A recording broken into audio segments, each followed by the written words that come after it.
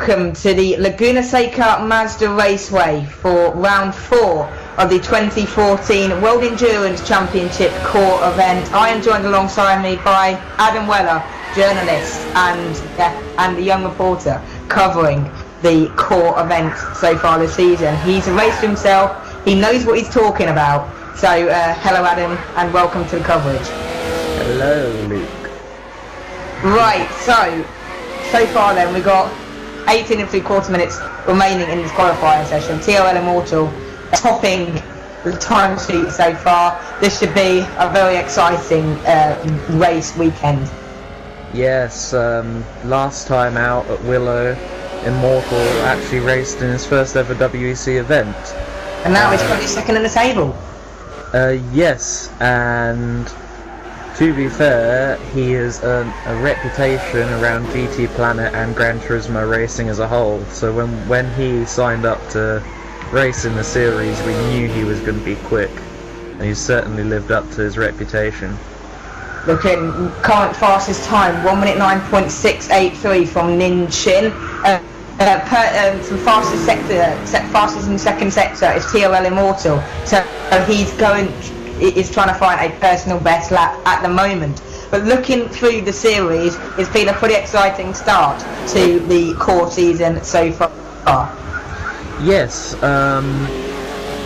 so far we've had quite a lot of ups and downs, I suppose. Gran Turismo sometimes, especially online, does have its moments where it's not quite as sturdy as it should be, which has in some cases affected the event. In fact, just before we went on air, we lost Plux the Duck from Professor Duck Racing. He disconnected as qualifying started, therefore he'll be taking no further part in the event. So that's just another example. We start for him next weekend. Yeah, he's pretty much done for the weekend. His teammate, the Profs, won't be best pleased with that because it obviously affects the overall team score at the end of the weekend. Well, and so far then, we qualifying as a course still going, and we've got Ninchin fast at the moment, 1 minute 9.68. So it's his fastest lap time. It's just under 0.2 of a second behind TRL Immortal. And in terms of the British interest in the race there, then we've got Mento 89 currently lying 5th place in the qualifying session, 1 minute 14.975.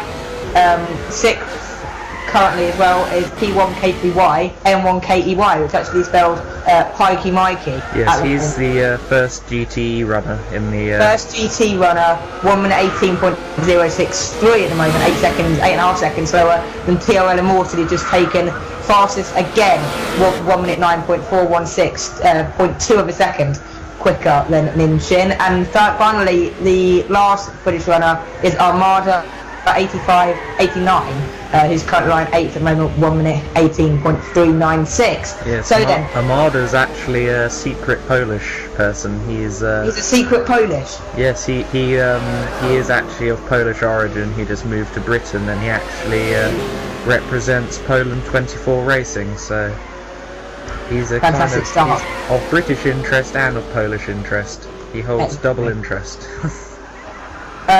So what will, in your eyes, what are the big talking points then going into today's race? Well, TRL Immortal has to be one of the biggest talking points we have in WEC at the moment. As I said, he's come in and he's changed the face of the series. He's suddenly come in, and the established front runners, being Mento and Ninchin, have found a new challenger, and boy, he's hard to beat. Ninchin well, and himself. TRL Immortal again, lighting up the purple screens with purple, 1 minute 8.923. Wow. He's another personal best. In fact, he's now 0.7 of a second faster than Ninchin in second position. So he's really stamping his authority down on this circuit. He's gone. He's going for it, definitely. Ninchin himself, Ninchin's a very quick driver, and they're an identical machinery. They're both in Peugeot 908s, so it's it's a good match, and I'm sure we'll see a continuation of the battles we saw at Willow Springs. Fantastic racing going on there, but looking, so studying the timing screens now, we're seeing these two Peugeots in front, TRL Immortal and Ninchin, in fact 2 seconds faster than Red Bull Rider 20. So do we expect then around the circuit these Peugeots to just fly off and be a 2-horse race throughout this weekend? I wouldn't expect it to be. I think currently looking at the timing screens, I expect a bit more out of Mento. I think he can at least get down to the 109s before the session is through. Setting on a personal best as well. Yes, and all the cars have been balanced by performance, so in theory any car should be able to win, but the Peugeot definitely does suit this circuit. So it's going to be I think it won't be a 2-horse race, but definitely the Peugeot teams do have a good chance around here. Well, and the Mazda Raceway from Laguna Seca, in fact,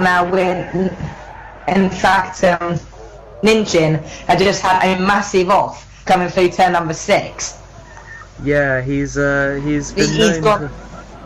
known to push it round there, and that's probably just another example.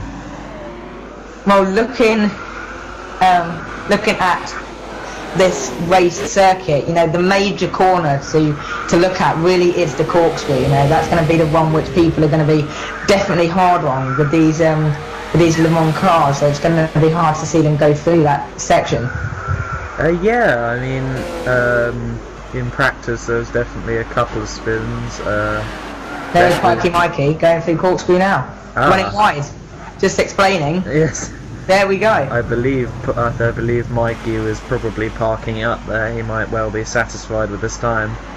That don't look too good for him, as we've now seen the Swede go round that section, and Mikey doesn't look like he's going to be continuing throughout this session. No. On screen now we obviously have Nico Demis, and he's definitely worth watching. Identical machinery to Mikey. Both very quick drivers, so I think we'll see a good battle between them today. Well, Nico, that Chevrolet, definitely one of the quick cars in the real World Endurance Championship, and he'll be hoping to progress further during the session than his current 7th position. Yeah, definitely, and Armada's been doing well for himself this year as well, so I'd expect him to do well. He's in a McLaren F1 GTR, so that's a nice bit of kit. It'll be interesting to see how this race pans out. It's a 3.5 mile circuit, the longest straight, of course, being the front straight, 265 metres. 3.6 kilometres. 3.6 kilometres track length, 265 metres, the longest straight, and that's going to be where we see the Peugeots come into their own and just kind of move away from the rest of the field. Yes, the cars have plenty of torque, obviously being diesel engine machines, and they'll definitely try and use that to their advantage. Of course, another talking point for the WEC at the moment is the Audi team. Audi do have a car that's eligible for WEC, the R18, and both Mento 89's Concrete Climax Racing Squad and Fort Bow, who used to be under the name Audi Racing North America, both used to race the Audis, but both teams have opted to drop the Audi for this round, and Mento's team, along with Glenn, actually decided to get rid of it for Willow Springs. So the Audi's out of favour at the moment. It'll be interesting to see if another team comes along and picks it up. Well, going on to that factor, there are still 4 spots left open on the grid for 2 teams in the LMP category. You have to be a silver or gold driver, and there is a grading system which you can go through, but that would be great. Anyone interested, go on the Core GT Planet forum and definitely try and get involved in the series. Oh yeah, we're always looking for some new competitors to add some spice to the series. It's always good when we find some. Well, Nico's just moved. He just gone 6th fastest, so a slight improvement there by Nico. And here's He was biting Mikey in the Corvette, going through the corkscrew. He's got some traffic is that in front of him, but that shouldn't matter too much there as he goes through these fast-handers. And this seems to be now the hardest corner on the circuit. It's coming through this section here because you always seem to underestimate the section when I play on Gran Turismo. It seems to be that I run too wide coming through the corner, carrying too much speed in, so that could cause some difficulties today for the drivers. However, with their vast experience levels, they shouldn't face too much difficulty, surely. No, most of them have probably lapped around the track over 100 times before they even got to the qualifying, so I'm fairly sure that they'll be able to keep to their lines easy enough. One thing you noted just now about the traffic, that's one of the improvements with Gran Turismo 6 as a qualifying mode, and one of the options is to make it so you don't have to make or risk making contact with any of the other qualifiers. Yeah, so sort of ghost cars there to make sure that you don't hit anyone. Yeah, essentially you're just qualifying alone, but you obviously still have to try and beat those around you, so it's an interesting dynamic. Well, looking at down the order, we've got Red Bull Rider improving there, 1 minute 10.889. He's now 1.9 seconds even behind TOL Immortal, so a bit of an improvement there. We've also got some improvement down there for AGHD 1000, the Mexican, 1 minute 19.941. And we've got some personal bests as well. In fact, Pikey Mikey even going 6th fastest now, 1 minute 17.785, 8.8 seconds slower than the time set by TRL Immortal at this stage. Yeah, Mikey's always been good in qualifying, so I'm not surprised to see that happen. He's a very quick guy, especially on the qualifying tyres. It's like, and Pikey Mikey has just saying that quickly, he has stopped also at turn 1, so pretty happy with what he's done there then by the looks of it as well. And note the gap between him and Nico Demus, 8.862 seconds and 8.869 seconds. Very close, 6,000ths of a second separating them two. Yeah, that's got to be a target for Nico more than anything. I wonder if he'll be able to out-qualify Pikey before the end of the session, which is in just over 5 minutes.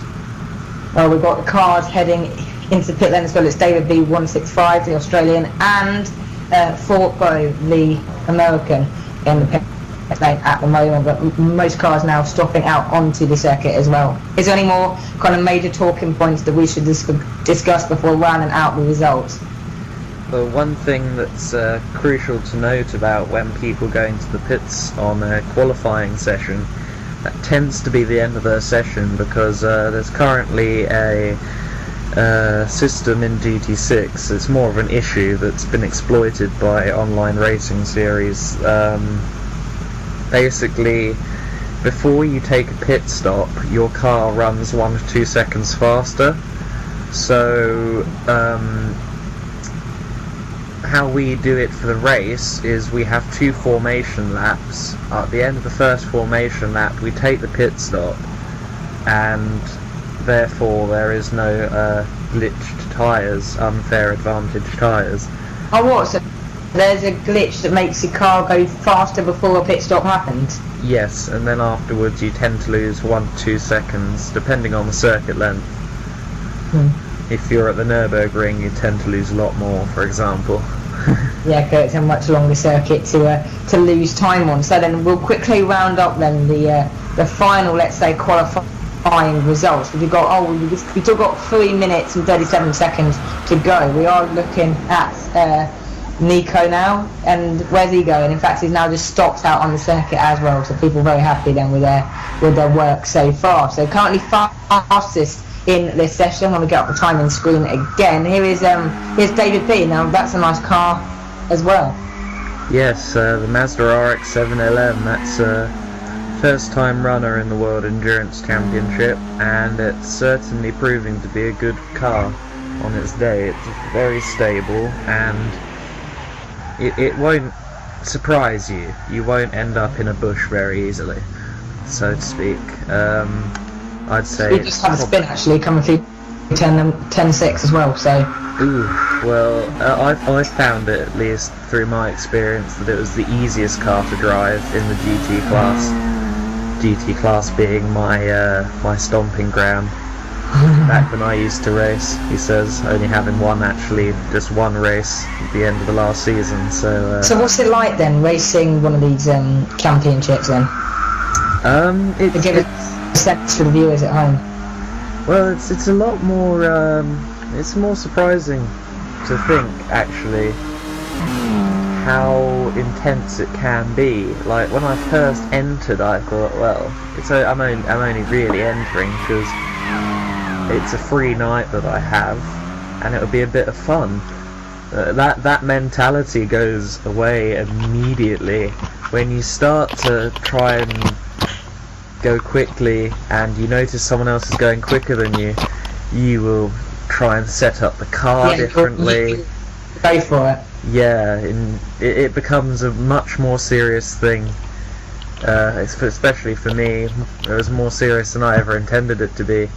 And it's truly very competitive. It's more than just people sitting down on their sofas. They're there in there with their racing wheels, and they've been setting up these cars in some cases since before 2014 took over from 2013 at the end of December. Some of them have been tuning these cars up ever since WEC had its new home of GT6 released on December 6th. So ever since... Quickly, before it starts, quickly going through the times quickly. So TRL Immortal, fastest in the session, 1 minute 8.923. Second was Ninjin, 1 minute 9.683, 7 tenths slower than TRL Immortal. Third was Red Bull Rider 20, 1 minute 10.889. Fourth was Mento 89. Fifth was Fortbo. Sixth was Pikey Mikey. Seventh was Nicodemus. Nicodemus, nice name there to kick off his season there in 7th position. 8th was Armada 8589. 9th was Cavani. 10th AJ HG 1000. 11th was Woodfo, and 12th was David DB 165. Yes, I reckon there'll be a bit of a Australian scrap there towards the rear of the field. Could be interesting to watch. I think we might hear from a couple of drivers here. Yeah. Here we go, the end of the qualifying session. Let's see some thought points. I had right rear damage for that as well. You can just hear at this point Mento89, who is obviously also the CEO of Core. He'll be instructing everyone just to make sure their headsets are turned off and just to generally be ready. They're getting them Please fill your headset. to tell people the new kind of start rules. Well, not the new start rules, but people who haven't seen the series, the start rules. So they will take off in their grid order that they had in qualifying. They'll go around the track in single file, and then they will head around to sector 3, where the cars have to slow down to 50 miles an hour and go double file formation. They then go through the pit lane and so they go into the pit lane, change their tyres, go around again in single file, then they head double formation, and then the racer who is by the leader, who has a headset, will call green, green, green once they see the leader accelerate for the start of the race. Yeah, what we tend to do now is we tend to have someone other than the leader calling green. Usually one of the core officials calls green. I think today it will be Mento89 who calls green. It's just so people don't press the accelerator and then call green 5 seconds later, because we have a nice bunch of drivers, but they'll do anything to win sometimes, so we got to keep A bit of cheating can come into action. WEC plucks the duck, leaving the lobby, so he hasn't even managed to get out there and start the race. No, he rejoined following his disconnection, but you can't enter between qualifying and race, unfortunately. It's a problem with the new Gran Turismo 6 qualifying system. If you opt out of qualifying or indeed get disconnected, then there's no race for you. And here they come into the pits. All cars now are heading into the pit lane, as the marshals and engineers come out then to service their car. We ride on board then with Ning Chin, the British racer, starting second position in this one in the Peugeot. And the Pesquerella Red Bull rider goes past, the Bentley goes past. Then another Pesquerella, and now come the Corvette and the GT cars. We should be in then for a very exciting race event at the Mazda Raceway Laguna Seca circuit. Yes, and it's important to note that at this point the order might be slightly different. The Giles will make their way around. Yes, they'll sort that out among themselves. So Morphle, as you see, has gone further down the order following the pit stop, but that'll rectify itself before the race. They know where they're going. They know the position, so they'll slot back in again. Yeah. And that's partly why they've then slowed down to 50 miles an hour to let the order go back through again.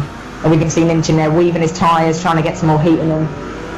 Cage may not have any weaving until the car. He's definitely just trying to make sure that he's got optimal heat in his tyres to try and give chase to Immortal from word go. And I'm sure the same applies to everyone else in LMP and all the GTE drivers behind Pikey Mikey. So this will be interesting. And Immortal takes back the position in the lead of the pack. Yes. It's important to note Laguna Seca, obviously it's a legendary circuit and it's one that doesn't forgive mistakes all that easily. So if you lay a wheel on the dirt, it's likely that you could find a barrier or at least lose a fair deal of time.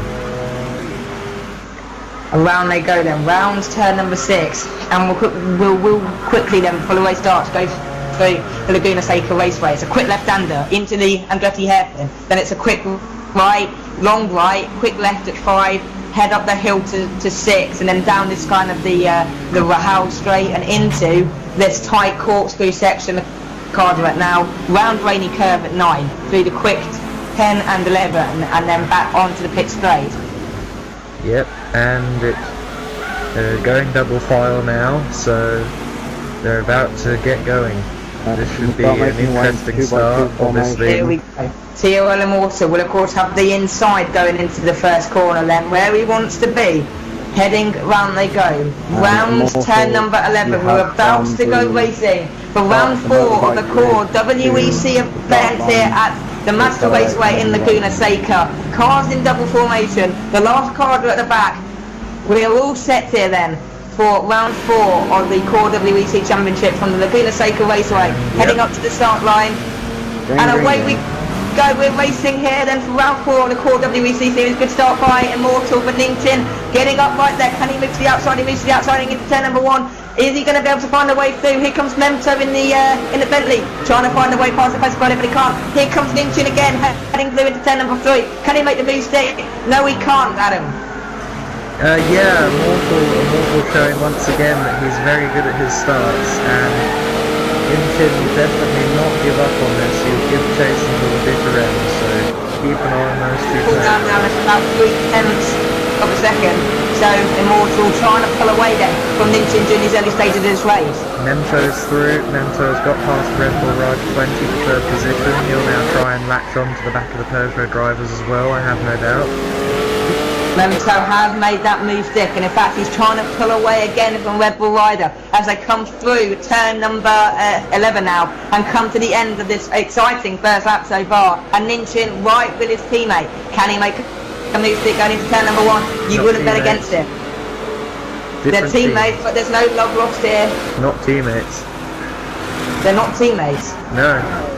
Bit of a mistake then going on there as well. Then here is Nico Demas in the Chevrolet. Is he managing to work his way up the field? He has got Pikey Mikey as well near him as well. Here is the battle for the lead, again closed. That must be what, 0.2 of a second between these guys as they break hard corkscrew.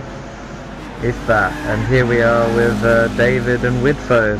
As I predicted, the Australians are battling at the back, and well, Widfoe, is he going to make a move? No, he can't quite get that one stick. David holding on to his line, but Widfoe will not give up here. He's still got a long way to go in this one, and he'll be right there with them right until the end. And in fact, Widfoe looks like he tried to make a move there as they head through turn number 9, as they head into turn number 10 now. Widfoe's still right with him. Can he make the move stick? No, he moves to the outside. Can he cut back to the inside? In fact, he looks like he's going for it. Down into 11. Can he quite do it? No, he can't, it seems. It seems that David's just holding on. I think he did get him there as he has just got him down the straight, so a good exit from that corner. Managing to find his way through. The Ford is good off the exit, so that's a good move. He definitely capitalised on his car's strengths there.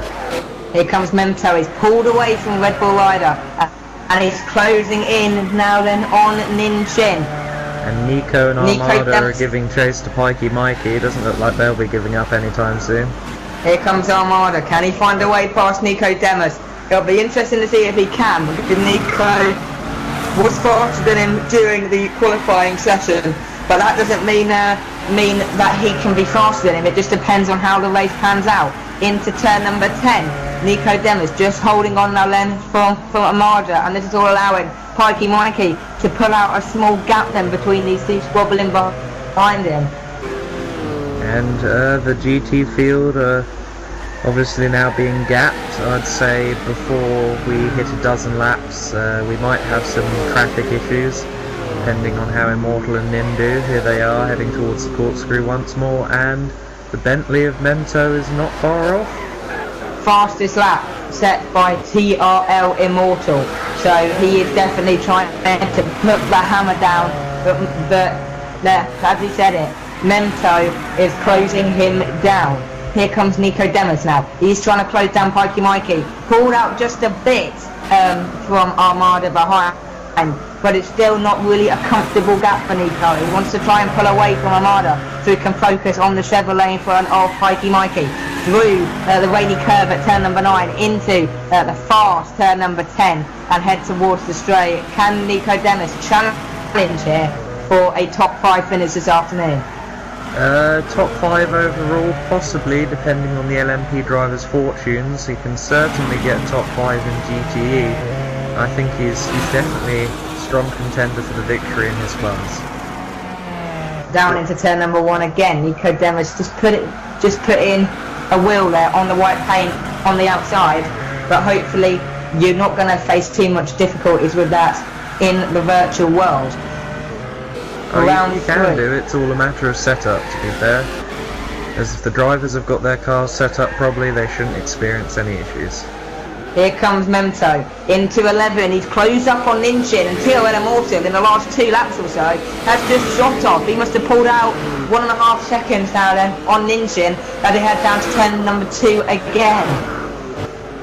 Yeah, Mortal's been proven to be very good at gapping his rivals so far in the WEC, and he's doing it once again, so perhaps this is his race to lose. We'll have to find out.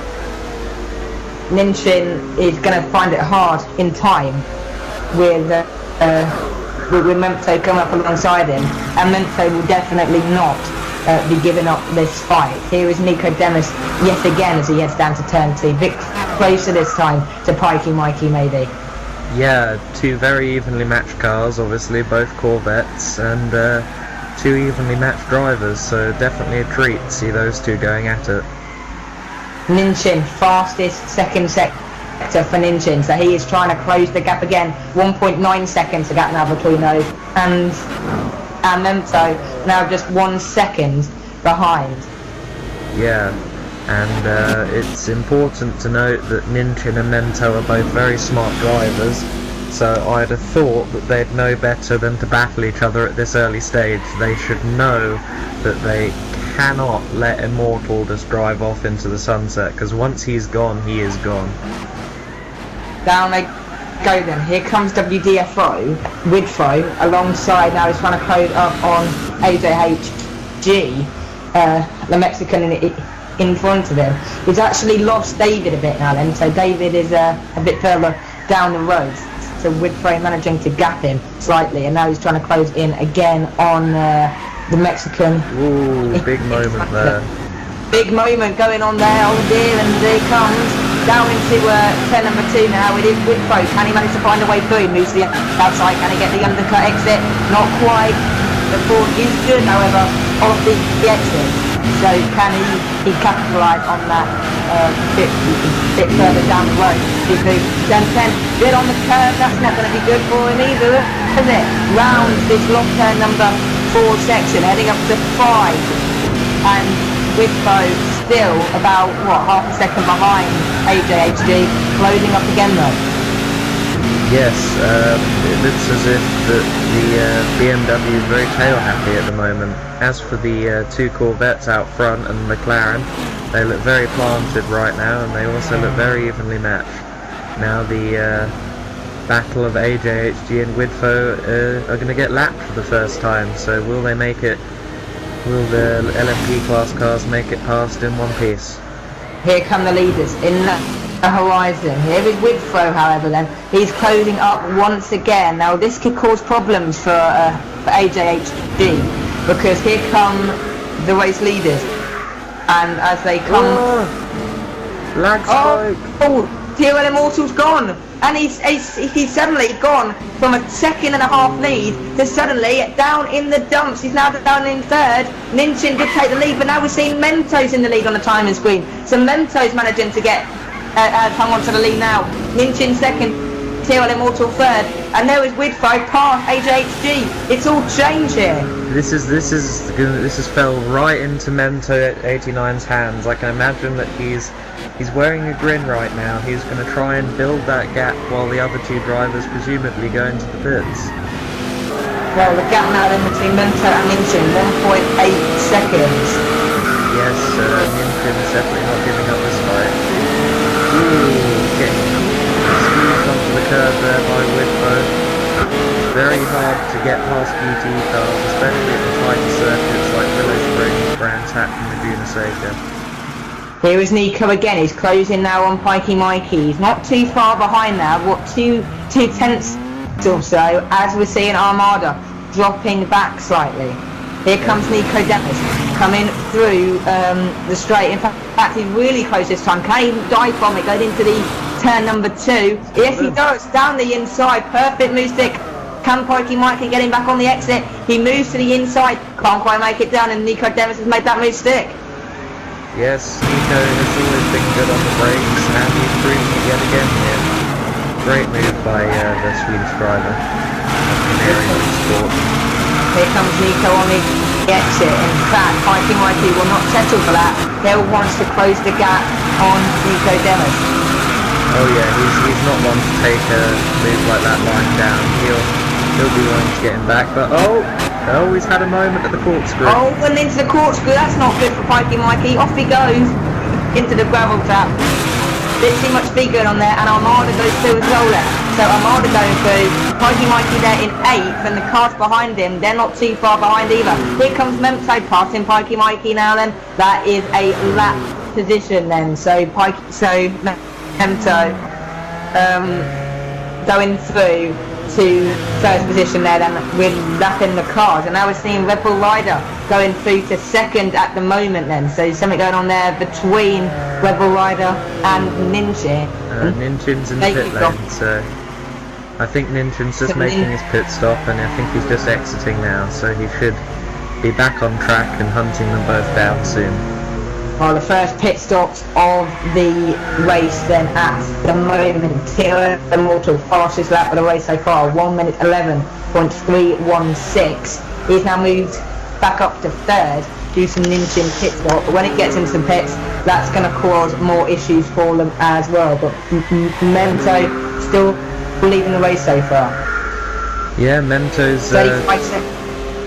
he tends to be able to go quite long on his tyres in the Bentley, so he might be able to capitalise on these two, Ninchin and Immortal, who have now met each other once more. Could we see another scrap between the two Peugeot drivers? Round they come then as they head through turn number 9 and now heading to turn number 10. round they go, and Ninchin is hunting down TRL Immortal here, but this should be a fairly straightforward pass, because TRL Immortal should not give up too much of a fight here, due to the fact he has to pit. So surely we'll see Ninchin, the British made his racer, pit stop when he got damage a few laps ago, so he's actually, all he's done is he's knocked his pit schedule a bit. Of course he has. Yes, he did come into the pit, so at the moment Ninchin closing him down, and I'm guessing this will be a race then for position. So Ninchin, so TRL Immortal, has managed to do the undercut, pitting early, got the track position on the cars behind. Yes, but it remains to be seen whether Immortal is going to pit soon or rather later for his second stop, because he might want to keep to his original strategy, because they do a lot of calculations to ensure the best possible result, and sometimes they don't want to ruin that strategy that they've got themselves. So he might just pit in the next couple of laps, but he might stay on track. So Roland, by looking at the race so far, what do you expect to happen throughout this race's distance? Looks as if Nico has the GTE field under control at the moment. Here's Armada, and Nico's nowhere to be seen. I think he's gapping him very nicely. In terms of the LMP field, I think that Mento, Immortal and Ninchin, and Red Bull Ride 20 for that matter, can have a battle of strategy. See who ends up on top. Come down to pit stops, and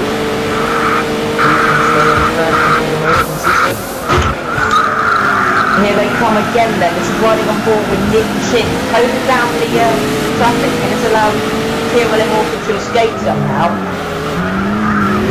David getting a little bit squirrely on the curves there in front of our LMP driver, so that must have been hurting now the most. Round they come again. This is Nico Demis, and here comes Red Bull Rider. He's currently riding in second position in the Pescarolo, but he still has to pit, so that's why he is up there as well. Yes, he's definitely found a setup that allows him to go far on the tyres. So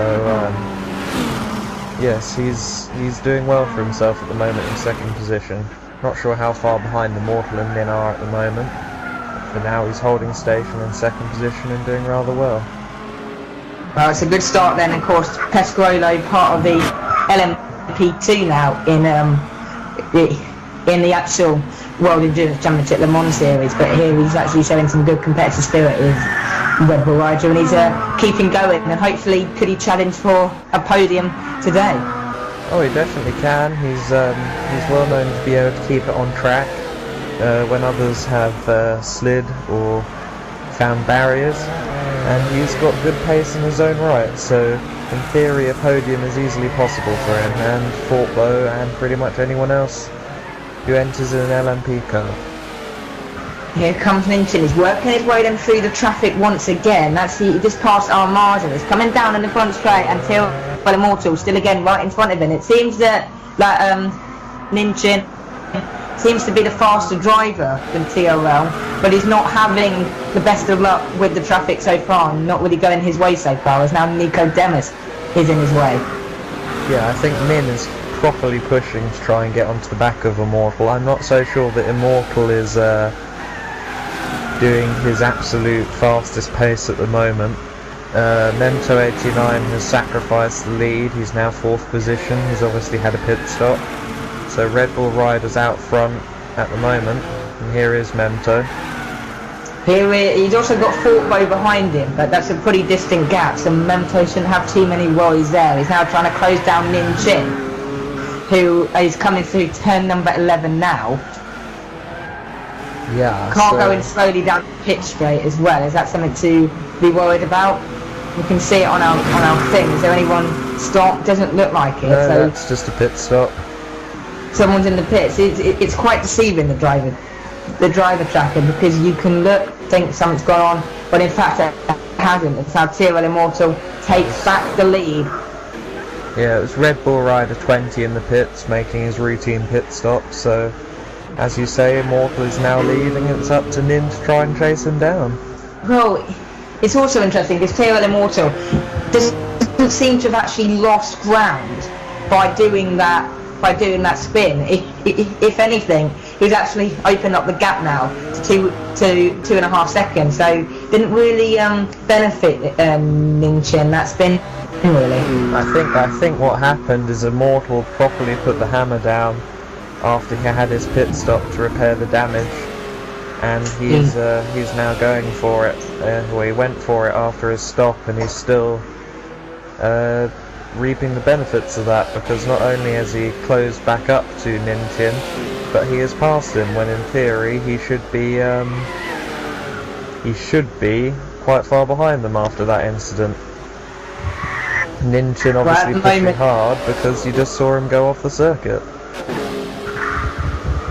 Only briefly, he didn't lose too much time, but definitely a heart in the mouth moment. Well, Memto as well, he doesn't seem too far behind. In fact, that seems to be him now coming through turn 9 and into turn 10, so he could definitely also challenge as well for a good position. We're on board now then with Pikey Mikey. We're not on board, but looking at Pikey Mikey. They've got AJHG as well, who just come out from a pit stop. That's a lap. Oh, and that's a bit of a sideways moment. That is Armada. He has managed though to recover that spin. So not too bad there then for Armada. Managed to lift that spin and off he goes. There was Memto closing down on the leaders in front. In fact, TRL Immortal coming through turn number 11 now, closely followed by Ninchin. In fact, they're pretty spaced out, the leaders. Now they're probably about similar gaps between them, so not much to worry about really. In fact, now Memto setting a fastest sector in sector 3, so he's really putting down the hammer to close down the gap here. Oh yeah, Memto won't let the two Peugeot drivers get away without a fight. He has he's with the highly successful Concrete Climax Racing team, and he'll be looking to live up to their reputation, which is winning races. TRL Immortal pulled the gap up to 3.7 seconds now, so he's not content, he's going as well. Oh yeah, there's no chance of anyone giving up on going as quickly as possible at this stage. Perhaps they won't go all out when they're trying to chase someone and they meet another driver who they need to pass. They may not necessarily try and knock the 7 bells of hell out of each other, but at this stage definitely all still to play for, and they'll be pushing their very hardest to catch back up to TRL Immortal. Here comes Memto now, he's coming up to turn number 10. In fact, the gap looks like has that closed down, or just a back marker? Just a back marker by the looks of it, playing their role so far, and now Memto has the back marker to deal with as well. So this is good. That was Ninchin. The gap is definitely closing down. So the gap's closing down, so Ninchin coming back for another attack. Yeah, definitely. And he made the smooth stick, however, because TRL Immortal seems to be able to cover the attacks of Ninchin. So this will be interesting to see how we can cover this one at the moment. Here comes Memto, round turn number 4. He's not too far off Ninchin now, so can he close the gap once again maybe? Through turn number 5, this long quick left-hander before the top of the hill, and my favourite corner, that's turn number 6. That is a good corner, nice cambered corner. Very and these cars are speed. doing it. They're going at 175 kilometres an hour there, so not hanging around at all. Yeah, just between 90 and 100 miles per hour. It sort of depends what you're driving. Obviously the GT cars aren't quite as fast through there as some of the LMP drivers, so still very high speed corner no matter what you're behind the wheel of. Here comes Ninchin. Gap has definitely closed between him and TRL Immortal. They're not too far behind each other now then, so Ninchin definitely coming back. He's dealt with the traffic, he's passed Armada, he has passed the cars as well with the traffic, and here comes Memto. He's not too far behind either. Here is Ninchin again, trying to close the gap as ever. Through turn number 5 now, we've got the cars right in front of him again, so more traffic to deal with, which could play an important factor. Yeah, it could either play into the hands of Immortal, or Ninchin could lose time there. Ooh, bit of a lag spike there for Widfo. So He Neil was seems lucky. to be having quite a bit of lag when we're really not on board with him. So not the best time then for Widfo. So how can you race when you've got the lag going on? It's not. Well, you don't notice it. When you're lagging, you don't notice it. It's only the people around you who'll be affected by it. It's just a matter at the moment, the Gran Turismo 6 servers aren't quite perfect yet, so with time they should get better, and hopefully the lag situation will not only improve, but it will go away altogether, which would be good for the Gran Turismo online community. Ninchin. In the Pescarolo and Ninchin really close now. Ninchin's definitely, he's going to make a move. He's going to make through turn number 6, fast left-hander. Is he going to line it up through the corkscrew? Oh, car off, it's ADHD. Yeah.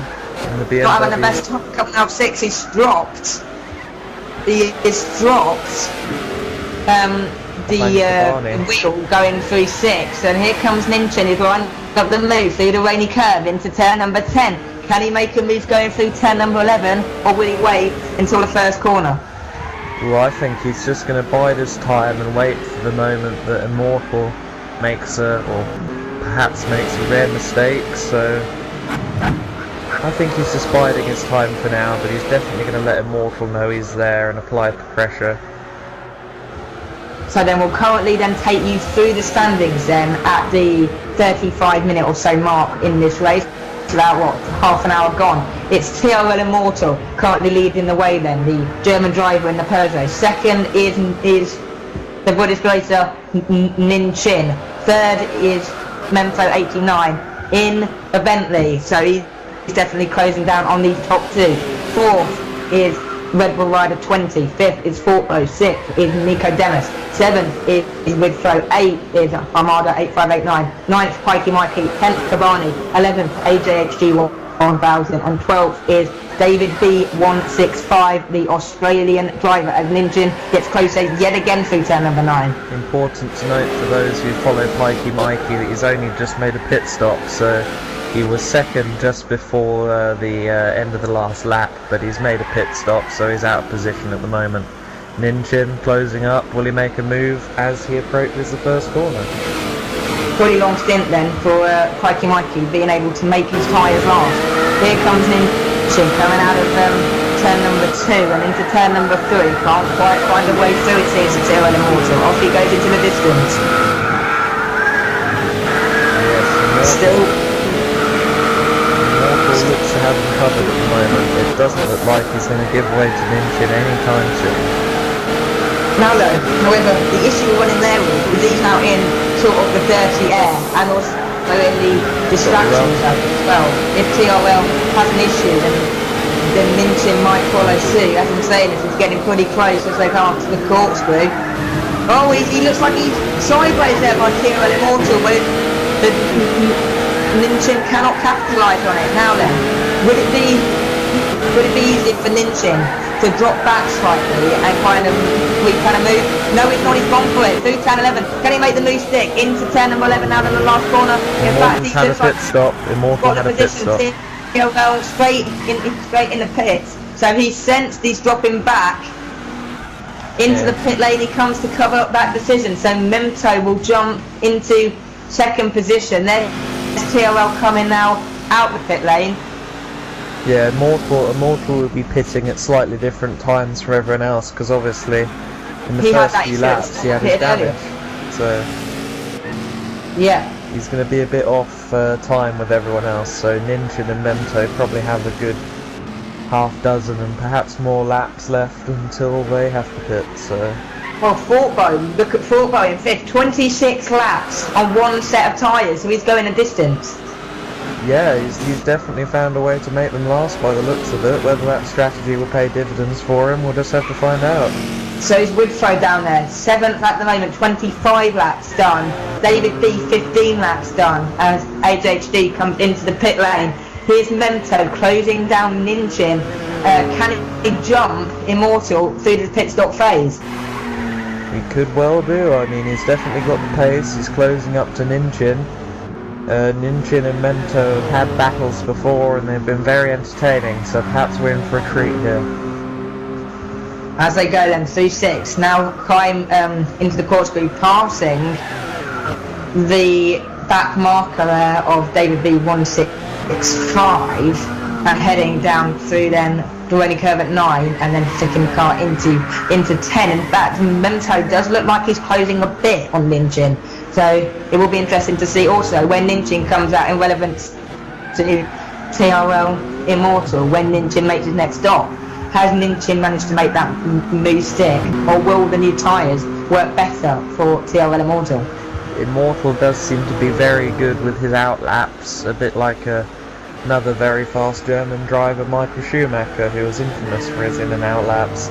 He seems to have picked that up from his countrymen, and he could well take that and use it to his advantage here, building a gap while the other two try and chase each other down. As they head now then, as they go through where are they at the moment, and they're heading up towards 5. Mento definitely trying to close this gap down. In fact, now Ninchin got some more traffic to deal with, so some issues going on there. Yeah, definitely. Traffic, it always is a key factor for the prototype drivers in WEC. They have to try and make their way past the GT drivers without taking them off, so it's easier said than done for sure. So who in your eyes now then looks favourable to take this win? I think, to be honest, at the moment Immortal still looks the best. He's currently setting the quickest sector times, but you know, you can never count out Mento and Nin. Immortal, I'd say, has the balance swinging in his favour for now, but all it takes is a wheel on the grass, or even just a bad line around the corkscrew, or something as insignificant as that, and the favour will... Carl off, what is it, who's that? That was Pikey Mikey in the Corvette. He had a little bit of a moment there. Not good for him then. Can he drop down some position? Where's Kabani in relevance? He has just got going now, this Pikey Mikey. Mikey has lost a place there to Kabani in the Ford GT, so not sure he'll be too happy with himself for that, but he'll be back on the attack soon, I imagine. Car in the pits as well. That seems to be Pikey Mikey, am I correct? I can't really tell. I'd probably guess it is. Armada is also trying to hunt down Pikey Mikey, so it'll be interesting to see can he get closer to him as he's in the pit lane. Where's Mento now and Ninchin? Definitely closing him down. In fact, that's not a big gap at all. No, it's definitely not, and Mento, he's very good at reeling in other drivers, and once he's reeled them in, he's very good at giving them pressure that I've never seen from anyone. I don't know how some of these prototype drivers deal with it, because I certainly wouldn't be able to. He'll close up on him if he can, and once he does, he'll be giving him all the racing room he needs, but no more than that. Let's just say that. I think I would rather be the car behind, closing on the leader, than the car in front, because you've got that pressure with Ninchin to perform well. However, you haven't got that pressure being Mento, because he can just go where he wants at his own pace. Oh, Fort Bow goes off wide there. A bit open. Turn number 6, and in fact, here come the cars now. Then the 2 unlap themselves, David B and AJHG, and they are now racing for position. That is. Yeah, AJHG perhaps recovering from his earlier spin at the exit of turn 6, if you remember a few laps ago. He was all types of sideways. So maybe he's just trying to recover, regroup in his BMW. The BMW trying to find their way past the Australian. Down the straight again. Can he try and line a move up going into turn number 2? It'll be an interesting proposition to make. Here comes the Pescarolo of Forfo coming back and recovering from that incident earlier on. Here comes, can he get past David B as well? And if so, will this give HHG a chance to make that position stick? And now here comes Ninchin as well. This is the correspondence, because Ninchin gets held up quite a bit here, then Mento can pounce. In fact, now Mento's pitted as TRL Immortal takes second position again. this is definitely going to be interesting, but Mento has pitted, so all it could really serve to do is lose time for Minchin, so perhaps after Minchin's made his pit stop, Mento will be a whole lot closer. By moves to the outside sensibly as AJHG there we go, he's trying to make the move stick. He's not quite there however just yet as we ride on board with David B going down into turn number 2. AJHG moves to the outside but again can't quite get it done. No, definitely the GT battles, they're always hard fought, and often with the quality of drivers you have in this series, it's also a lot of fun because you know you can trust them. They're not just going to ram you off the track or anything. You know that they're going to be fair and fast, and they will know when they've lost their position. They will know. So yeah, well, that is a good point to make about being fair, because some days when you go on to races on Gran Turismo or on Formula 1 or anything, you do get the odd person thinking it's kind of funny to dump you off the circuit and ruin your race. So it's good to see that they have that kind of fairness rule for it as AJHC goes past at turn number 9. Yeah, Mento 89 and the various stewards that steward the WEC races will definitely not look fondly to those who bash people off track. If you do that to someone, you're going to be told off for it. Here's Mento 89. Yeah, Ninchin's in the pits and Mento's just coming. Now, this is going to be close. Now, has Mento pitted? Yes, Mento pitted about 6 laps ago. So this is a battle now then to take that second position spot. TRL has managed to take the lead pretty comfortably. Here comes Mento, he's going to get him on the outside, he's through! Got him! Minchin, has he got an answer? He has got the first rubber, plus we know he's pretty quick. Can he get it back? Through turn number 6, but no, Mento feels like he's got that place and off he goes. That's the result of losing time in traffic earlier on. TRL Immortal has managed to pull out quite a substantial gap as well now. He's gone, he's flown into a pretty comfortable lead. Oh, he definitely has. It's now a case of watching this battle here. I've said before, Mento and Minchin have battled together in the past and it's been entertaining. So we could be in for a real treat here. Now then, you would expect the Minchin car to be faster with the more kind of modern Le Mans package, but with Mento having that kind of speed, he has shown during this race. This could be, as I said, cars are all performance balanced, so in theory the age and various differences like that won't really come into play here. It will just be a matter of man and machine, nothing more. That half a second. Yeah, definitely. I think Mento's just kind of got a slight gap over him now, but I don't think Minchin's going to take that line down anytime soon. Here we go as they come now through turn number 10 and into 11. Minchin definitely looking like he wants to get that position done soon. He's got Pikey Mikey in front of him, which could, oh no it's not, that's AJHG, which could cause some issues. Oh, is he going to get past him before the corner?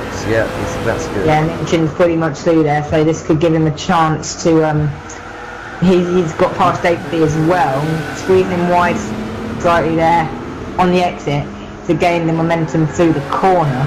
Round now to turn number 4. Good clean driving there from the GT drivers and Minchin. They got out of each other's way and didn't force the matter too much, so he hasn't lost much time, and nor has David B in his battle with AGHG. Down they come into turn number 6 now. Minchin haven't really made the ground up yet, but it'll be interesting to see whether he can make that move stick soon. Still got a long way to go though in this one. Yeah, definitely. I mean, we're only on lap 39 of what's actually not 94 laps, because obviously there's the 2 formation laps. So we're not even halfway through yet, and things could still change considerably before the end of this race. Oh, Here comes Ninchin again. Memento running a bit wide. Ninchin looking for the gap. Can't quite get it. Memento still got a good exit there. goodness me. Memento looking good then on the exit. Round he goes now then into turn number 4. Continues down the long straightaway. Yeah, as a prototype driver, I always, as a GT driver even, I always find it surreal with these onboards of the prototype cars. Like, how do you go through those corners so fast? It's amazing. I do not know how they keep it on track sometimes.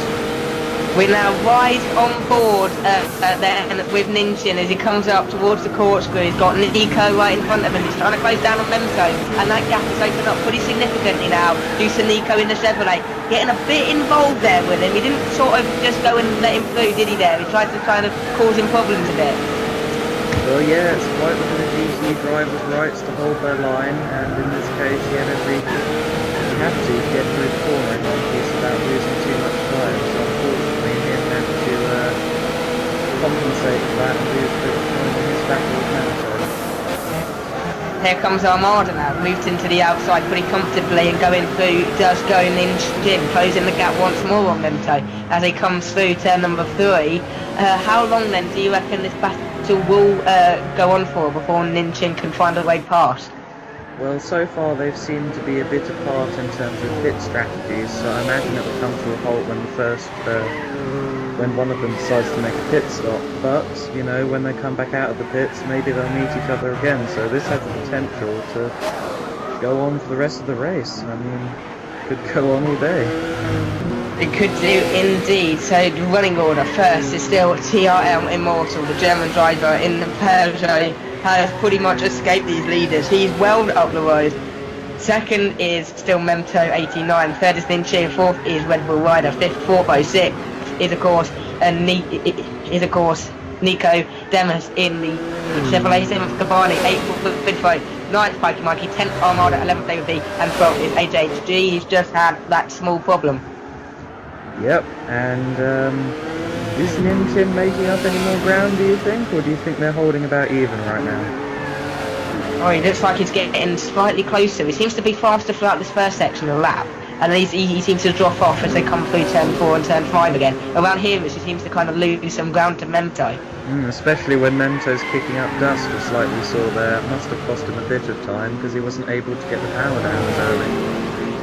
And in fact, now then, Ninchin looks closer than he has throughout the past couple of laps, so he's definitely trying to close in now on Memento in the Bentley. In fact, he does look pretty close indeed now, heading through the corkscrew for the 42nd, 41st even lap in this race.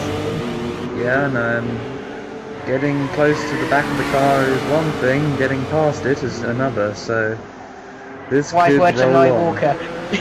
Oh yeah.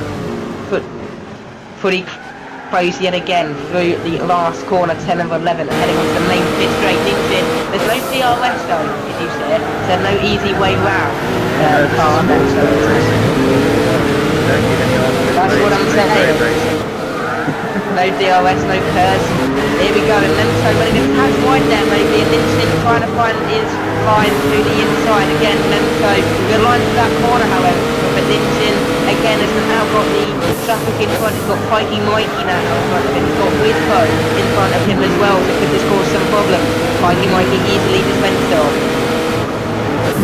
Yeah, Widco once again might get stuck between on corkscrew. No, he hasn't. Bit of flag.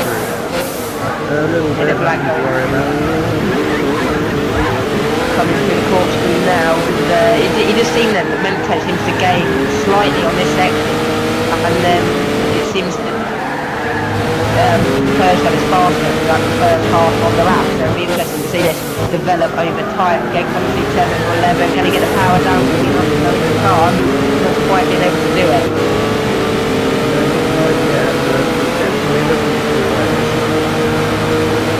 Definitely there and thereabouts still to turn number 1, trying to move to the inside this time. Oh, they didn't touch on the back of Memento.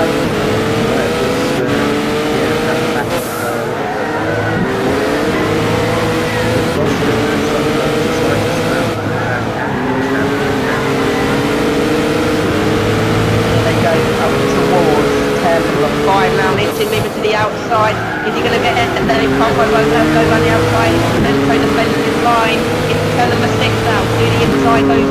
Minchin not quite, Memto broken later though, however. Minchin has to settle for his third position at the moment.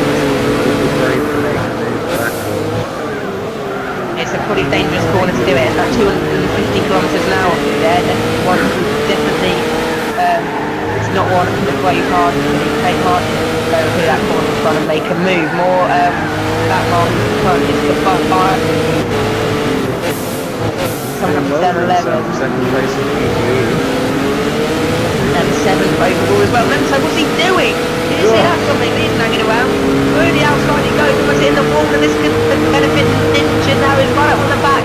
On the Bentley, he moves to the outside, and he gets to turn number 1. Can he make him squeeze wide? Running a bit wide, but Memto still has a line. Can he squeeze on the exit? Yes, he can. Memto holds a line, and what a fantastic bit of racing that was. That was tense. That was like firstly the Memto had it on the wall, and secondly somehow what was Memto thinking with that manoeuvre? He literally swung his car to the right, nearly making contact with the outside wall. Did he benefit from that? Or was it easier to just kind of just wait and then do it later on as AJC now goes on? Yeah, there. I don't think Memto has much confidence really. But either way, it hasn't affected him anymore.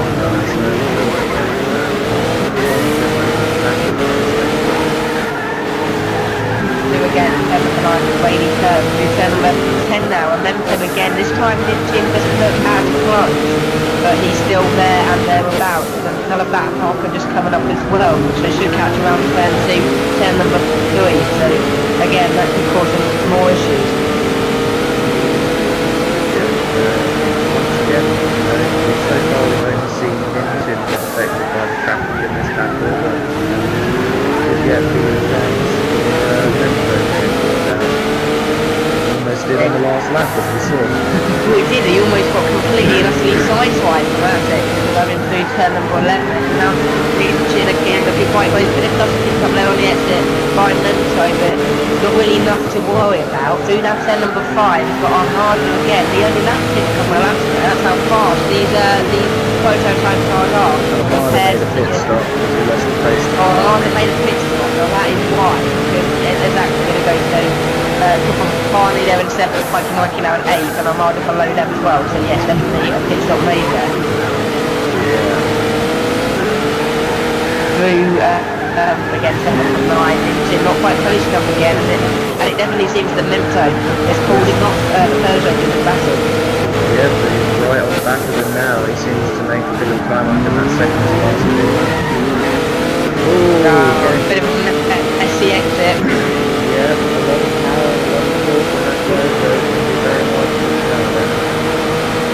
Down into turn number 2 again, and now look at Memto, he's got a good car left, but he runs a bit wide on the exit, isn't giving Minchin a chance again, right up alongside it, with different lines there by both drivers, seems to be benefiting Minchin at the moment, he's going through surely, down the inside, the side by side, heading into turn number 4, can they do it? Yes he can, piece of cake for Minchin, and Memto at the moment is, as you can see, that position, but he definitely will not be happy with that, and he'll be fighting for his place again, back again.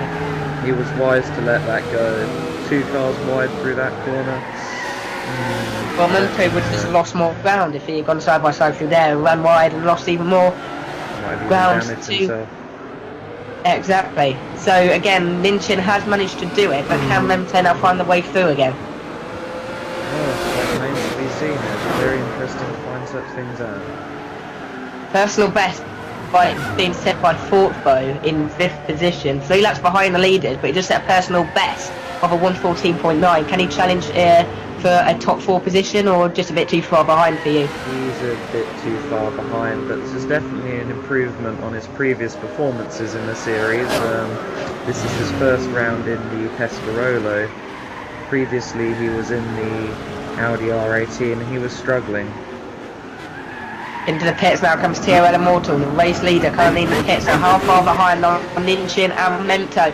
Here comes Minchin now, he's coming into turn number 11. Is he going to be able to jump his teammate through this round of stops? Looks like he can, teammate. But when Minchin pits, not his teammate, no. Of course. As Minchin now closes, he goes through. It's going to be interesting to see whether whether he can now close in on TRL Immortal. Now he's trying to drop Memento behind him slightly. Yeah, just some clarification on the teammate issue. Currently, Immortal Pilot, he'd already bought a Peugeot 908. He's meant to be racing in the alternate livery, which is the Orica Matmut livery from the 2010 Le Mans race. But unfortunately, he hasn't had the credits to buy the car in that livery, so for now we're letting him race in the Works Team livery, which does cause some confusion. That does make sense, doesn't it? Because you've got your teammate racing on the next race on the other day. Yeah, so him and Iwazir were both in the, well, are supposed to both be in the Orica livery, but that hasn't quite managed to happen yet. Here we go, here comes Nico Demus again then. He's shown some good pace here today. He's coming up again to lap HHG, and Fortbo's also with them as well. And behind him is the cars behind me. So this will be interesting to see whether Fortbo can get field leads without any issues. Yeah, he's got through him okay. And Nico, he's going to be very happy with himself. He's been racing with Paul for quite a few months now, and he'll definitely be relishing running at the front. He'll love it. Ooh, AGHG. Ooh. Bit of an off. Not the best moment there for him. Yeah. Here we go, and Nico Demus now is on the back. In fact, see, Nico Demus there isn't too much slower than the car in front of him there. So, is he going to be able to close on HHG and manage to find a way past him? He is, of course, ahead of him. So, HHG shouldn't give up too much of a fight. No, I think when it comes to GT on GT lappery, they tend to just kind of calm down and realise that it's definitely worth just conceding the lap rather than, say, costing both of you damage, costing one driver the lead and costing yourself the best part of another lap. So they have their wits about them. I'm sure they'll work it out. Here's Ninchin currently leading away from TRL Immortal in the other Peugeot, but not his teammate, of course. Remember that one. And here he comes up now trying to lap Fortbo in the Pescarolo, which should be a pretty simple job for him. A bit loose there going through the corkscrew. Thought he had it spun there for a moment. And a bit of lag there by Fortbo as Ninchin tried to close up on him. So this causing some drivers some issues. But it shouldn't matter too much. In fact, now Ninchin trying to move to the outside. He's going to go for the undercut. Is he on the inside? Yes, he is. And he's got the position sorted before he even gets to the start line. Yep, it seems like Fortbo realised that Nin probably had to hurry on and build a gap to Immortal, so he didn't want to hold him back anymore. Now this is interesting. How long is a pit stop take? Because the gap between Ninja and TL Immortal only 12.5 seconds. Not enough to stay in the lead by any means. It might be enough to get out ahead of Mento 89, but it's definitely gap not. from Mento's almost 40 seconds. So should that be enough to get out clearly ahead, or will Mento still be there? Be quite close to each other. Well, we're on to an hour, 6 minutes and 32 seconds into this race. Still got a good 54 minutes to go. So still a lot to happen in this race. TL Immortal there in second position. In fact, he's now just taken a lead because Ninchin is in the pit lane. So where's Memto? That's going to be the big question. TL Immortal then we take the lead. Here with Memto, he's coming through turn number 10 into turn number 11. Is Ninchin moving in the pit lane? It looks as if he is. Can Memto get the jump on him into turn number 1? They go now. Where's the exit? And there it is. Look how close that is. And Memto losing out to Ninchin in that round of stops. Ninchin, about 0.2 of a second behind, but Memto will have the heat and tyres. Can he find a way through? He might just.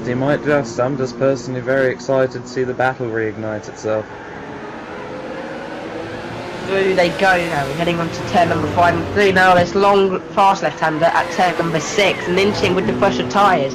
Be interesting to see whether he can pull away here and try and escape the grip of Memto once again. 4th place, Red Bull Rider 20. How far is he behind this leading pack? He's quite a way behind. I don't think he'll be troubling him for the rest of the race. I think he's solid battle fourth. for first, second and third. So far looking at it, it looks as if TRL Immortal is pretty much cleared off on one race before we just passed the halfway mark, and this will be then big battle for second with Ninja and Memento. Yeah, but still it's very easy to light up the rear tyres and get a wheel on the dirt, and Immortal could fall back into this battle very easily. So never ever take anything for granted in endurance racing. Anything could happen at any time. Which car do you prefer, the Peugeot or the Bentley? I'm gonna have to go with the Bentley. I'm going to have to go with the Bentley as well. Yeah, something about it. There's something it's just this glorifying car, isn't it? Yeah, it's a very nice machine, and I've driven both on Gran Turismo 6, and I personally, the Bentley suits me a little more. It feels more fun to drive. If I had to drive one of them in a race, it would be that one. No, the best thing to do is to go on the Goodwood Hill climb with a Peugeot Le Mans car, and then you get to see the speed. What's going on? They're getting very close into the They're causing problems now. He's going to be able to find a way through. Push the car to the outside, late brake, then to hold the inside. However, can he get the undercut? No, because Ninja's still there on the inside. Good exit though from Lento going into turn number 3. Can they make anything happen? Not quite yet. Still side by side, can he get it done? Down the outside, he's going to take it down the outside, that's the point move, and then Chig is a little tap again there. Now, be careful boy, don't want to cause some damage now. Move 6, can he make the move stick at him? I'm not sure that he's going to be able to get past him now. He seems very determined to keep ahead. Well, and once you get ahead, you don't want to lose that position, because track position is ultimately the most important thing to keep hold of. Oh yeah, no question about that. It's in any racer's blood to fight for what they earn, and if you're in a reverse situation, it's in your blood to try and get past at all costs. Oh, Ninchin again running a bit wide there on the exit, and Memento now with a much tighter line than we saw earlier on when the roles were reversed. And Memento, there's not much actually between these cars. They're both pretty accurate. They're both pretty content with each other, and it shows really that sort of the performance parity with the series, which is providing us with some great racing here. Oh, look at this.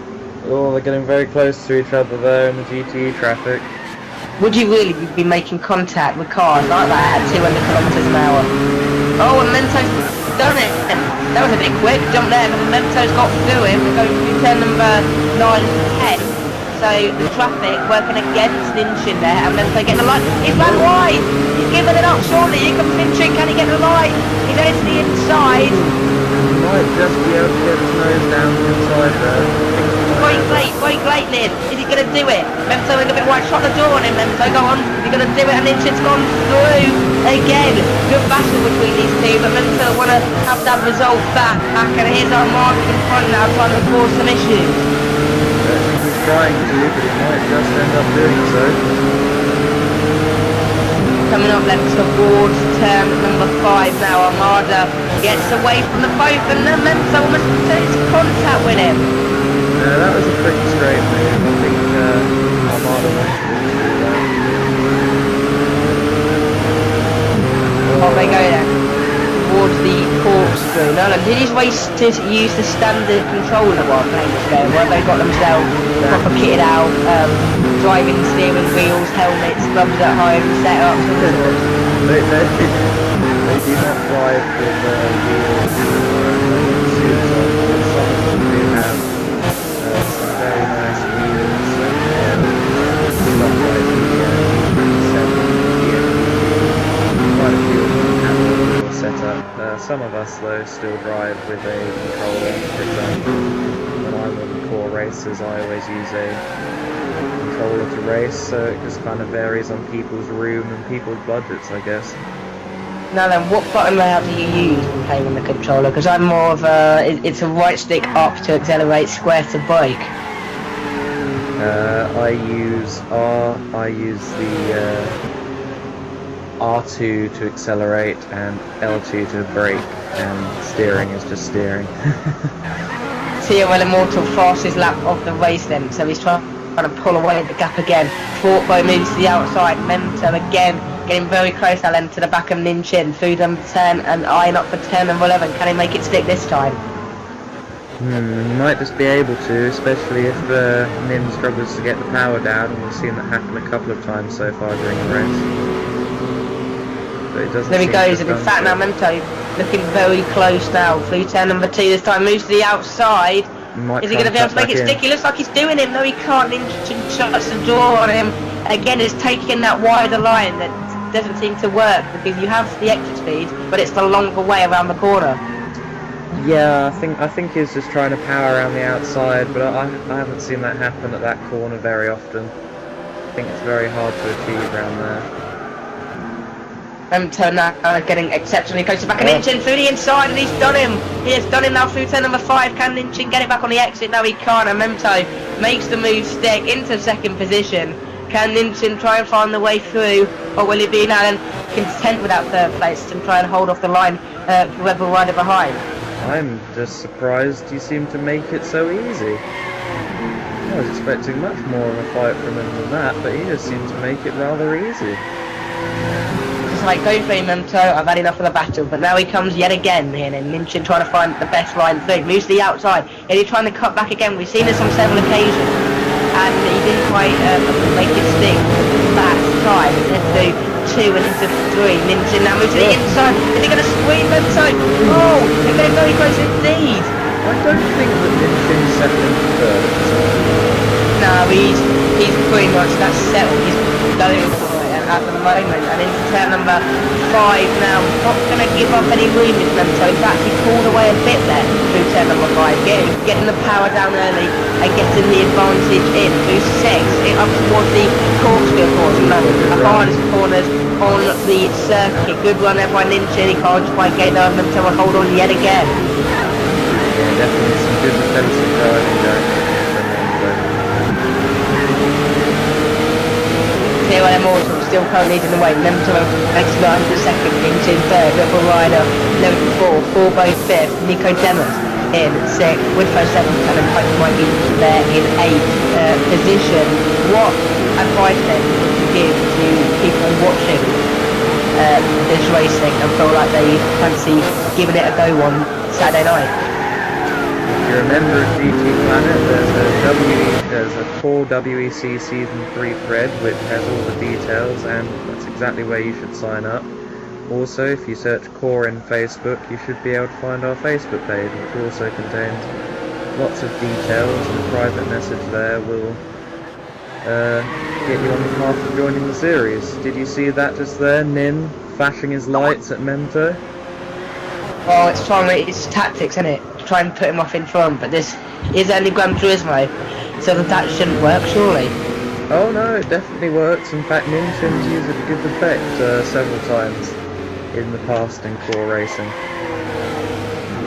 10 into 11, Ninchin now getting closer again, but he's not quite there or thereabouts yet again, and Memento holding his line pretty comfortably so far. He moves, he keeps the inside. There's a bit of a moment there for Ninchin, or possibly just a bit of lag.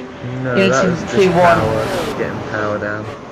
Bit of a power slide coming out of turn number 11, now into 2, Ninchin again, can't quite find the way through. He definitely gets closer though throughout.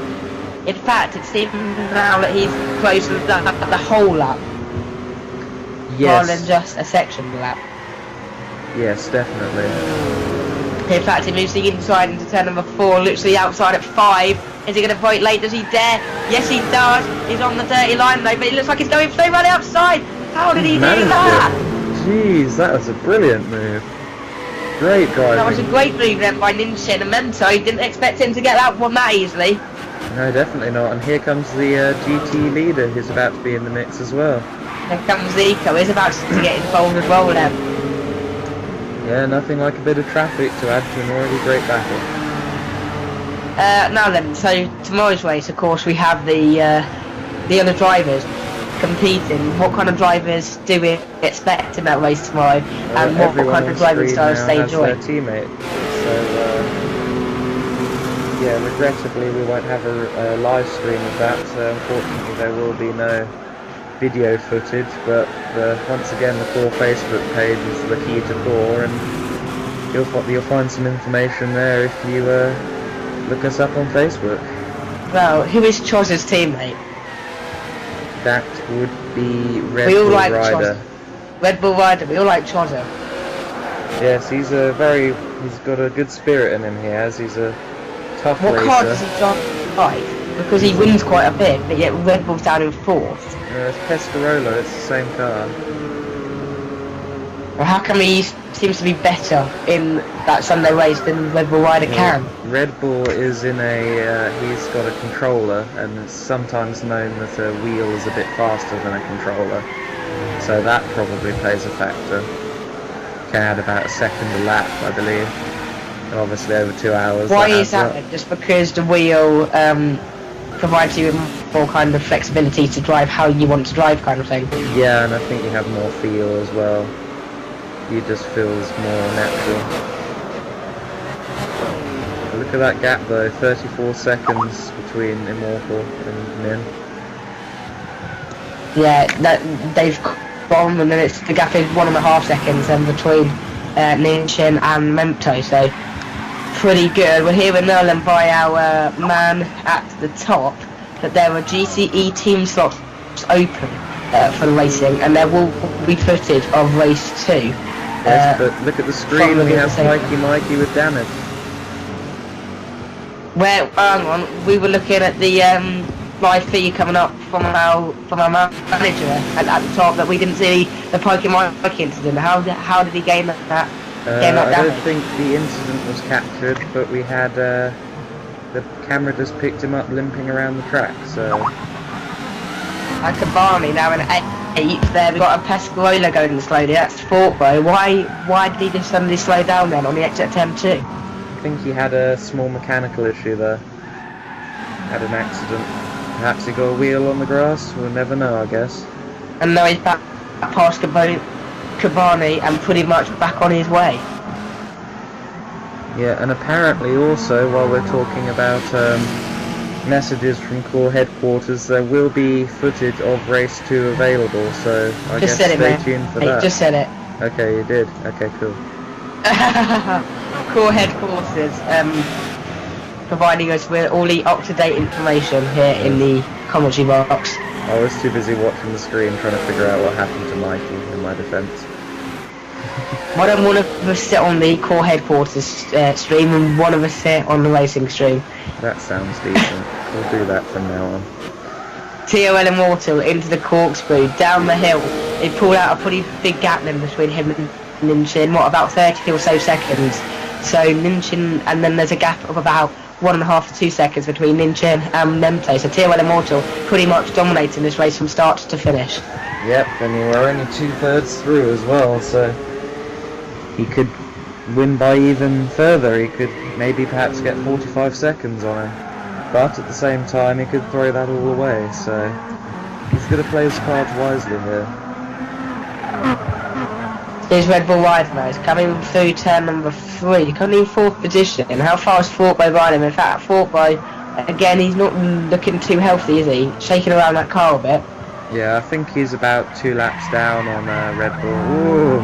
Oh, bit of an incident there through the bottom of the corkscrew, and Fortbo seems to have kind of lost a bit of momentum over the past couple of laps.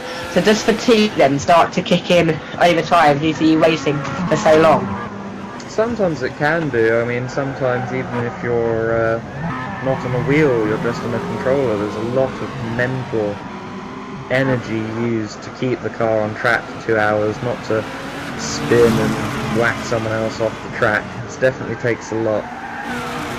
Not for the And with you having, and of course, with you staring at your computer screen for 2 hours, does eye strain play an important part as well?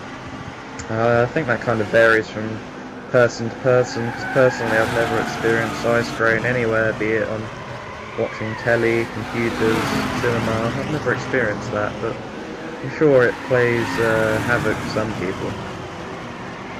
Here is Nico Demas there. He's currently running where? 6th position.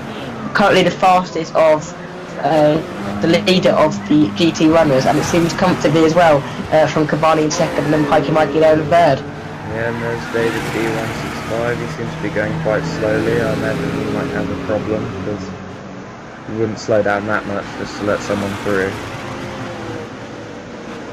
Yes, it doesn't look too healthy, does it, for Yeah, David? He's he's heading heading towards to the pit lane. There's the battle again. It's closed off. Oh no, that's not the battle. That's Tyrrell Immortal trying to lap Memto now. In fact, where is Minchin? I think Memto's pitted while Minchin hasn't yet. I think that's what's happened there. So that makes sense. he's So pitted they're and looking found at again, himself a hopefully lap down. right next to each other again, and try and get the final half an hour a good enough battle. Yeah, definitely. But he shouldn't really battle with Immortal, but you know, it's a matter of pride. Sometimes people don't like to go a lap down to the leader, so we might just see a bit of a ruckus. If you turn number 6 comes TOL Immortal now, he guessing he's going to try and close again on Memto, he's trying to open up that gap, and Memto has actually pretty much driven off away from TOL Immortal. Do you reckon he's now just trying to save the tyres and kind of just cruise towards the end of the race now with a gap that big? Maybe so. I mean, he can. He's definitely got that option in him to just preserve the tyres, preserve the car, cruise around and make sure you don't meet the wall. It's definitely a plausible idea. Oh, they're going there now then towards turn number 2 again. Still got 33 minutes to go in this race, so a lot can still, of course, change. And TOL Immortal with that big gap. Now, when do we reckon that Minchin will pit then? And we'll see again a return to the battle we had a couple of laps ago. I wouldn't have thought it'd be much more than 3 laps from now at a very maximum. Heading the dealer now then towards, this is Fortbo. Again, he doesn't look too healthy in that car. Now comes Nico Demas. I'm guessing this is a battle for position. And the last couple of laps, Fortbo has been all over the shop. And now here comes Nico, hopefully to punish him. I think he's still got a lap in hand over Nico. I don't think it's a battle for position. Well, that's good for Fortbo though. He might still be able to hold on a bit sloppy again, and on the exit of turn number 10 into 11. Will he get sideways again this time as well? He had a bit of a wheel spin coming off the exit. Yep, but still he's still showing a lot of improvement compared to the previous 3 rounds in the Audi, where the car was pretty much unmanageable for him. So Oh, the Audi's completely out then of the series now. I believe they are being picked up for the European leg of the series in 4 weeks' time, so they're only out for now. I think we'll see them reappear again at Brands Hatch. Good stuff, and this series then takes us all over the world then. We've got Willow Springs last round, we've got Laguna Seca now, and then got Brands Hatch, we've got Silverstone, we've even got a Bathurst finale, so it's definitely a kind of a variety of tracks then that we get to see these monsters travelling around. Bathurst will be good. LMP cars and GT cars sharing that track will be completely and utterly enthralling. Brilliant. I'm just amazed that a prototype car can actually race around Bathurst. That's enthralling me, let alone the race. Oh yeah, it's definitely going to be a good one with those unforgiving barriers that guard the circuit from the forestry below. Here is Ninchin now. He hasn't come quite then into the pit lane, and now he's got some traffic in front of him, so this could cause some issues. There's Tyrrell Immortal, and there's Ninchin behind now then. Can Ninchin close and pass Tyrrell Immortal? But Ninchin hasn't yet made his pit stop, so shouldn't be too much worry then over Tyrrell Immortal. Oh, we go again then. Here comes Pikey Mikey now. And Pikey Mikey currently lying in 8th position. He's just been passed by Minchin in the prototype, and it's been a decent showing in them for Pikey Mikey. He's still running 3rd in the GT class, so not a bad race for him. No, not by any means. Still doing very well for himself out there. Then there's Woodflow there in 9th, Armada 10th, they beat 11. The background. No, what happened in the background? Looked as if Pikey Mikey was getting a bit sideways on the curbs there, but fortunately he didn't go off track, so... It'll be interesting to see if he can recover from that. Now, once you've had kind of a spin or a crash somewhere, do you then kind of instinctively slow down more around that corner and just kind of just sort of ease back a bit, so you don't do more damage again? Varies from person to person more than anything. Exactly, because one person might just then go and just attack the corner again, and then someone else might be just a tiny bit more cautious next time around. Indeed. And Pikey's had mechanical issues throughout the race, which has definitely been a factor in Nico getting away from him again, so... Which is why he dropped away from Nico throughout the race. Again, more messages from core headquarters. Mento's gone, we missed that. I was looking at... Mento89 tries to go around the outside of David Widford. B having a bit of an issue. Yes. What did we miss? What did we miss? We're reading the timing screens. He tried to go around the outside of Widford and he got caught out on the dirt. That's why you don't pass back markers around the outside. And then David B also had a bit of a problem there as well. And now Mento, that's pretty much, he can now give up on the battle with Lynch in there after that problem. That's only about 10 seconds. I'm sure it can be made up. TOL Immortal then still leading this race at the moment, currently setting the fastest lap race in 4 by now and setting some personal bests, so he seems to have recovered from his earlier problem. Immortal just set a purple sector. Yes, in sector 3, 14 point, is that 1, 2 or 3? Can't quite see it. Sector 3. 110.886 going to be fastest lap by Immortal, and he's just pulling out the gap again, the gap 7.5 seconds. But before this pit stop is made by Ninchin, the gap between Ninchin and Mento now is about 36 seconds. So is that enough for Ninchin to go in the pit and still come out ahead? Well, as we saw earlier, I think it was 38 seconds. Still left it very close, so I don't think he's quite got enough on him quite yet to make it a comfortable pit stop. That also kind of depends if he needs to take a heavy fuel load or not, because if he needs to take a bit of fuel, then the pit stop's going to take longer. You shouldn't need to take heavy fuel load, 25 minutes left, surely. It's a cruise to the line now, surely. No, fuel might be a bit low, especially if he's been on an hour-long stint in it or something like that. And we've just seen Nico Demis in the pit lane. In fact, he looks as if he'll come out comfortably ahead of Pikey Mikey and Cavani ahead, so a good showing them by Nico in the Chevrolet. Oh yeah, definitely. AGHG there, getting a bit sideways on the entry to the last corner. Managed to hold it well enough though. Here comes TOL Immortal. Now let's hope he doesn't have the issues that Mento had while passing traffic as he comes up to turn number 2. Fortbo again, not really giving him much thing. Fortbo's trying to squeeze him and he can't quite get through on the exit either. Yeah, did you see that? Immortal definitely had full confidence in what he was doing there. No hesitation whatsoever from the German driver, just went straight down the middle. Oh, Fortbo. Fortbo had a bit of an issue there. Goodness me, that was a heart in the mouth moment for the American driver. They were going up, they climbing towards turn number 6 again.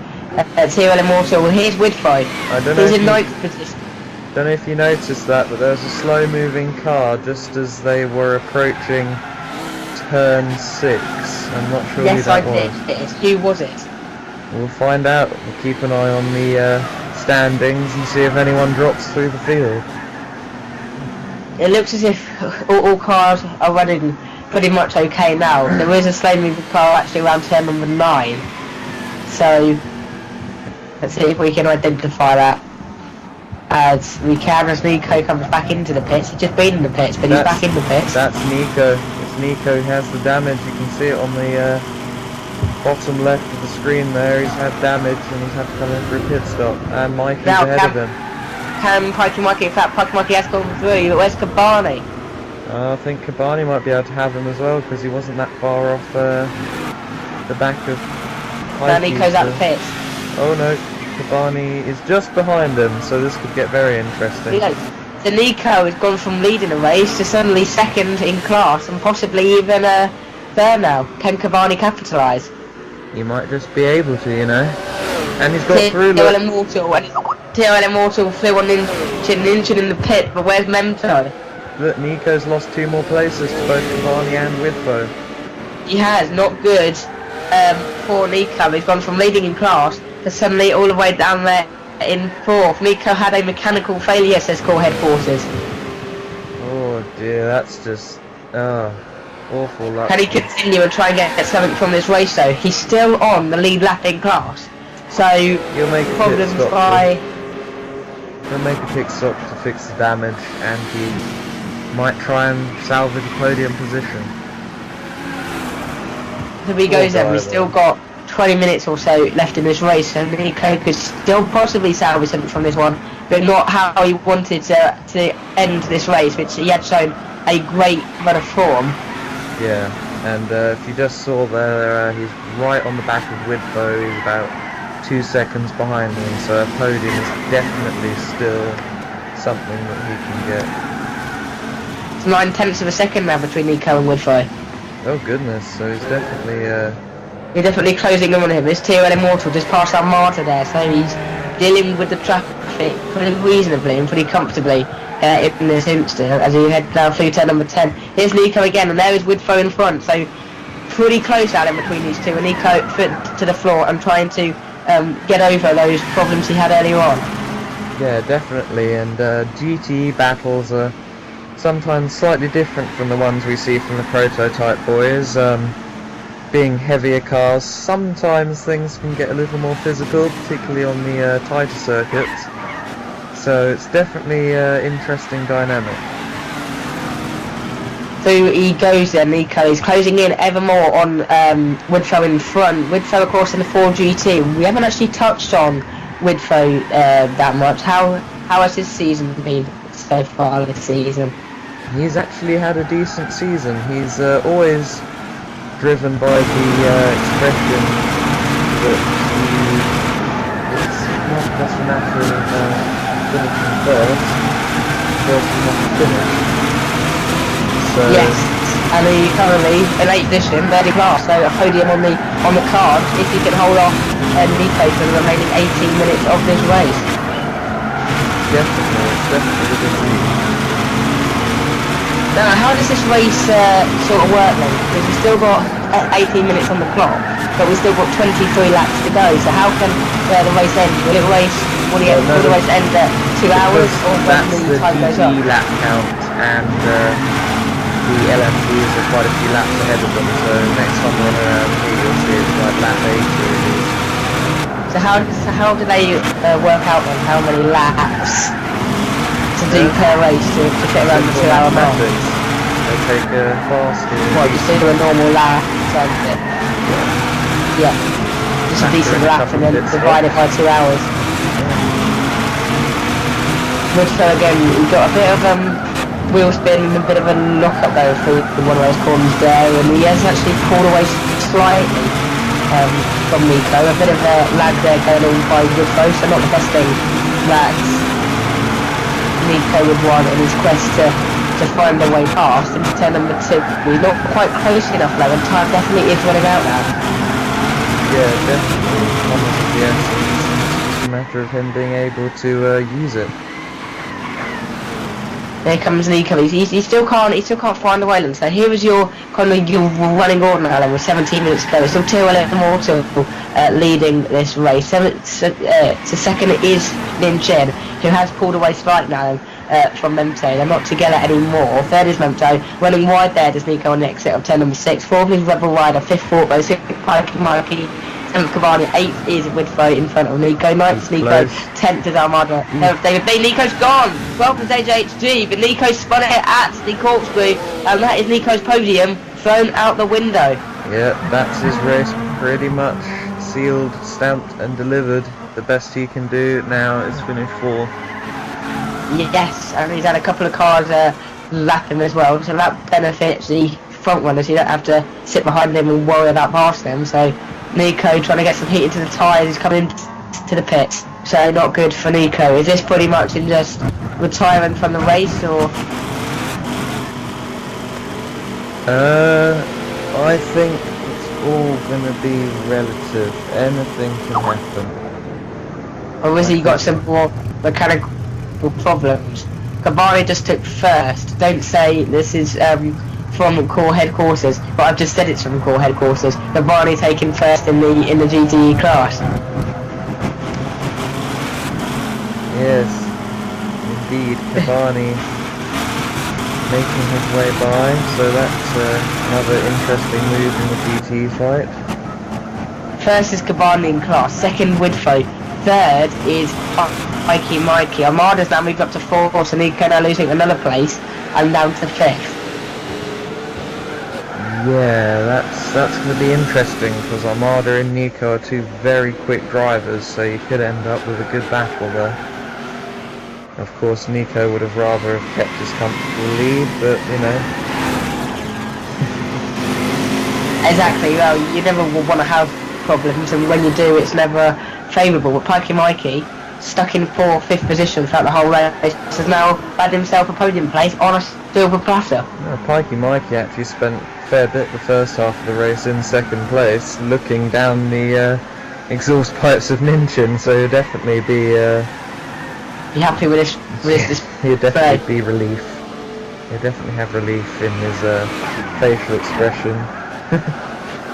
So through turn number 5, bit wide there on the exit, bit of a wheel spin off the exit, and here comes Ninchin now. Again, could this cause some issues for him? Hopefully he should get very much clear out the way, but there's Woodford in front of him, so actually Pikey Mikey could be on course for a 2nd position here, but running a bit wide as they head up to the corkscrew. I think he was just making sure he didn't get tangled up with Nin through the corkscrew, which is probably a that's decent what you would hate now, isn't it? Being hit off with 14 minutes to go in a race, currently lying in 2nd, or 3rd even. Yeah, definitely not something you want. Heading up now towards 10-11, this left-hander, 13 minutes to go in this race, and Pikey Mikey definitely getting closer then to the back of Widfo. Has he then still got the time to try and pull a move off? Certainly he still has the time, he's got 14 minutes yet. Anything could happen here. Pikey's a good racer, and he has the ability to make the move, so I see no reason why he shouldn't. Here comes Pikey Mikey. In fact, now Pikey Mikey, he's still there, but it'll be interesting to see whether he can pull it off. Do you go for the big spectacular dive bomb move and just risk it, or do you just settle for 3rd and take the points? I think that varies from situation to situation. If it was me personally, then you know what I would do. You'd go for the epic move. I'll go for the epic move. Yep. If you're not rubbing, you're not racing. That's one way of putting it, and some people like to live their racing careers through that kind of attitude, and others, like Widfo, prefer to just drive around and watch the others fall off, which sometimes in some races in WEC is a good move, because obviously some people get so caught up in their battles that they end up taking themselves and someone else out, and that just falls into the hands of people like Widfo. Here we go, across the line once again. Pikey Mikey, is he quite close enough this time heading down to turn number 2? I don't think he is. He's moved to the outside, but he can't quite get there. My laptop and timing screen, the video footage, has just died.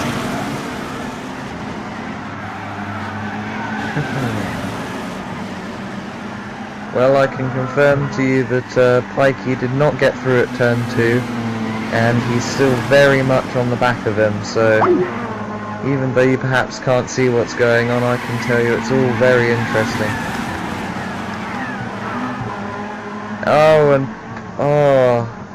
Another issue for Pikey Mikey here, and he's just getting going again. Unfortunately, the race had been red flagged at this point due to technical issues. Over 70% of the race had been covered, so the race was decided not to continue. So after just 77 laps out of the originally scheduled 96, Immortal Pilot won in LMP from Ninchin and Mento89, while in GTE it was Kabani who was victorious ahead of Widfo and Pikey Mikey.